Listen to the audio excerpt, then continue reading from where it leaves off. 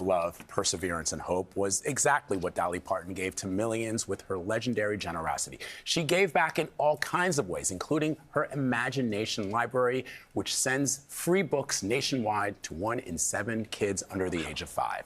It's one of the things she was most proud of. Adriana Diaz has more on that part of Dolly's legacy. Adriana, good morning. Good morning, everyone. I'm so moved this morning, and just everything that I learn about her that I didn't already know just inspires me more. Her kindness touched millions and millions of strangers. We spoke to 3 families, everyday Americans, who were all impacted by Dolly Parton's generosity in their own unique way. Dolly on the left! While Dolly Parton will go down in history as the queen of country music, everyone who met her agrees the one thing bigger than her music was her heart. In 1995, she founded Dolly Parton's Imagination Library, which gives more than 2.4 million books to children around the world each month. Parton says the program was inspired by her dad. Daddy couldn't read or write, but he was the smartest person that I've ever known, and so I wanted to do something special for him. It was my wife's idea to sign up for the Imagination Library. Marine veteran Zachary Bell says his wife signed their family up around 2008, shortly after the birth of their first daughter. I would do the bedtime routine with both my daughters, and we would pick a book every night that I'd read to each of them. To us, we knew her as a singer, an actress, a philanthropist, but to the younger generation, they knew her as the book lady. Chad Tucker's daughter, Pearl, was diagnosed with leukemia when she was just 3 years old.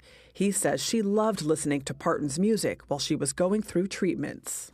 It was music that helped calm her down. It was music that helped get her through those times. She would start singing songs, and it was just an amazing healer for her during those dark days of leukemia treatments. Pearl beat cancer in 2022, and 2 years later got to meet Dolly when she visited Dollywood. She smelled really good, and whenever you hugged her, it felt like you were hugging an angel. He grew up in East Tennessee, and they worship Dolly Parton there, literally.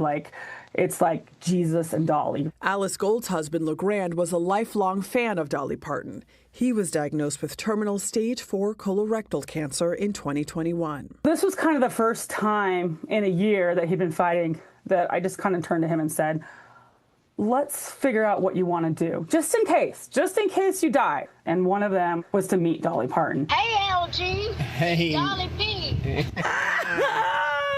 Just 3 days before Christmas in 2023, LeGrand got the call of a lifetime. It just was like the most happiest time for him when she called. I will always love you. I will always love LG. Yeah.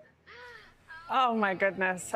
We will probably never know all the many ways Dolly Parton gave back, because she often did so quietly. But here are some additional donations that we want to highlight. $1 million to victims of Hurricane Helene after it was slammed by Tennessee.